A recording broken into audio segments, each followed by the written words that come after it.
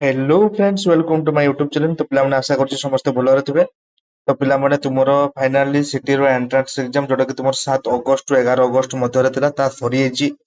ତାପରେ ତୁମର response seat ତାର ନୋଟିଫିକେଶନ ବି ମଧ୍ୟ ଆସିସାରିଛି। ତ ରେସ୍ପନ୍ସ ସିଟ୍ କହିବାକୁ ଗଲେ ଯୋଉଟା କି ତୁମେ ମାନେ ଏକ୍ଜାମ ଦେଇଛ ବା ଏକ୍ଜାମ ରେ ତୁମେ କେତେଟା ଆନ୍ସର ଦେଇଛ ଏବଂ କେତେଟା ତୁମେ ଭୁଲ କରିଛ ତାର ଗୋଟେ आंसर सीट गोटे आसीची। आंसर सीट जोटा कि फाइनल आंसर सीट रो गोटे रेस्पॉन्स सीट जोटा कि तुम एग्जाम दिछो सेटा को आंसर सीट कहते। तो सेठी तुम चेक करि परबो तो तुमे टोटल 90टा क्वेश्चन रु तुमरो टोटल केतेटा आंसर तुमे ठीक करिछो आ केतेटा भूल करछो जोटा कि तुम रेस्पॉन्स सीट। तो रेस्पॉन्स सीट रो तारो आसीबारो जस्ट तारो आउ 5-10 दिन भितरे 5-10 दिन भितरे तारो फाइनल माने आंसर टा भी आसी जिवो, फाइनल आंसर सीट भी आसी जिवो। तो चिंता करो नहीं।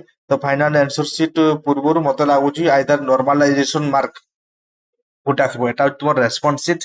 ठीक अच्छे, रेस्पॉन्स सीट केमती चेक कर तुम कही दउची। तो रेस्पॉन्स सीट जो लिखा है तुम क्लिक कर देन तुम तले जो लिखा है रेस्पॉन्स सीट क्लिक कर देन एठी तुम तुम रोल नंबर देव एवं डेट ऑफ बर्थ होची तुम देदेल देन साइन इन करदेल।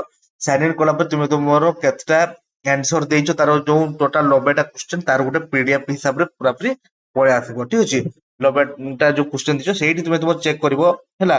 एक नंबर तुमरो देइथिबो धरिन तुमरो एक नंबर तुमर सेई भितर तुमरो 1 2 3 4 तुमर जो तुमरो ऑप्शन जो रहला से भितर तुम एबीसीडी तुम केतटा आंसर देइछो हैला। एबीसीडी देखि तार देखिबो डान साइड एवं बा साइड रे बा साइड तुमरो क्वेश्चन रहबो एवं डान साइड तुमरो माने तार आंसर टा भी मध्ये रहिबो। तो तुम चेक करि परबो तुमर कोडा ठीक अछि कोडा भूल अछि।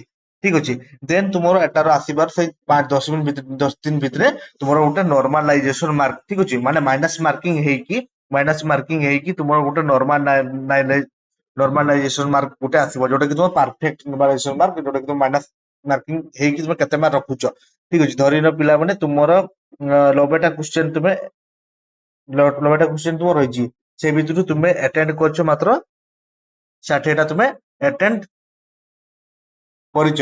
ତ 60ଟା ଆଟେମ୍ପ୍ଟ କରିଛ ତ ସେଇ ଭିତରେ ତୁମର ଠିକ ବି ଅଛି ଭୁଲ ବି ଅଛି।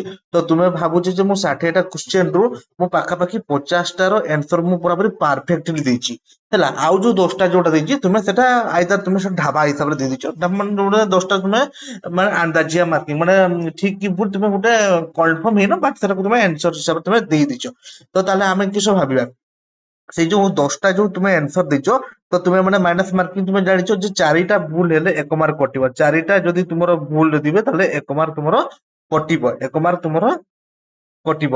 ତାହେଲେ ସେଇ ହିସାବରେ ଆମେ ଯଦି ଧରିବା ତୁମର 10ଟା ଭୁଲ ହେଇଛି ମାନେ ମିନିମମ୍ ତାହେଲେ ତୁମର ହେଇଯାଉଛି କେତେଟା ପିଲା ମାନେ 2 3 2 ଅଢେଇ ମାର୍କ ତୁମର କଟି ଯାଉଛି। ତେଣୁ ଅଢେଇ ମାର୍କ ମାନେ ତୁମର ଅଢେଇ ମାର୍କ କଟୁଛି ମାନେ ତାହେଲେ ତୁମର କେତେ ହବ 50 ମାର୍କ 50ଟା ତୁମର ଠିକ ହଉଛି।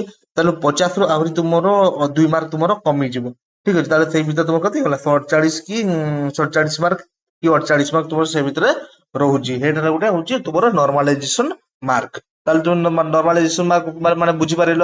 ଠିକ ଅଛି, ତ ତାପରେ ତାର ଏଇ ଅଗଷ୍ଟ ମାସ ଲାଷ୍ଟ ସୁଦ୍ଧା ପିଲାମାନେ ୱେଟ କର ପିଲାମାନେ ତୁମର ନର୍ମାଲାଇଜେସନ ମାର୍କ ବି ଆସିଯିବ ଏବଂ ସେପ୍ଟେମ୍ବର ଫାର୍ଷ୍ଟ ୱିକ ସୁଦ୍ଧା ତୁମର ଫାର୍ଷ୍ଟ ସିଲେକ୍ସନ ର ମାର୍କସିଟ ମଧ୍ୟ ତୁମର ଆସିଯିବ, କଟ ମାର୍କ ମଧ୍ୟ ତୁମର ବାହାରିଯିବ।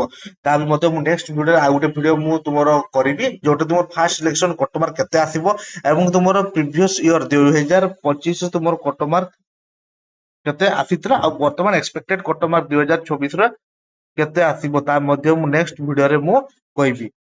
ତ ଆଜି ପାଇଁ ଏତିକି। ଯଦି ଭିଡିଓଟି ଯଦି ଭଲ ଲାଗେ ତେବେ ଲାଇକ୍ ସେୟାର ଏବଂ କମେଣ୍ଟ ମଧ୍ୟ କରିବ ଏବଂ ତୁମ ସାଙ୍ଗମାନଙ୍କୁ ସେୟାର ମଧ୍ୟ କରିବ ଯୋଉମାନେ କି ସିଟି ଏଣ୍ଟ୍ରାନ୍ସ ଦେଇଛନ୍ତି ଏବଂ ସେ ଗାର୍ଡିଆନଙ୍କୁ ବି ମଧ୍ୟ ଦେବ ଯୋଉମାନେ ୱେଟ କରିଛନ୍ତି ସିଟି ଏଣ୍ଟ୍ରାନ୍ସ କେବେ ରେଜଲ୍ଟ ହବ ମାନେ ରେଜଲ୍ଟ କେବେ ପବ୍ଲିଶ ହବ ତା ବି ମଧ୍ୟ ମୁଁ ନେକ୍ସଟ ଭିଡିଓରେ ମୁଁ କହିଦେବି। ତ ଆଜି ପାଇଁ ଏତିକି। ଜୟ ଜଗନ୍ନାଥ ପିଲାମାନେ।